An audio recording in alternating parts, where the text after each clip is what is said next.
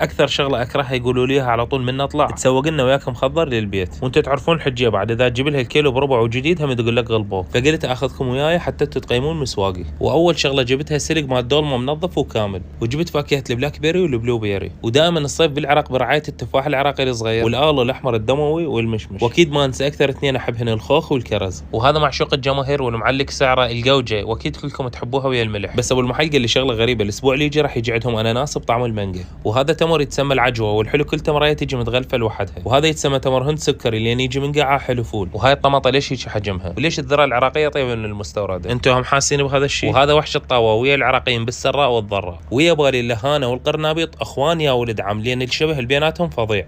وهذا الزنجبيل اللي هو يشبه الالمازه. وسؤال، الالمازه شو يصير غير الطرشي؟ وصدق ليش اكو بطيخ مخطط وبطيخ ما مخطط؟ السؤال هو كم مره قلت حرف الطاء بهاي الجمله؟ انا عمار العبادي، اللي ما متابعني ليش ما يتابعني؟ ها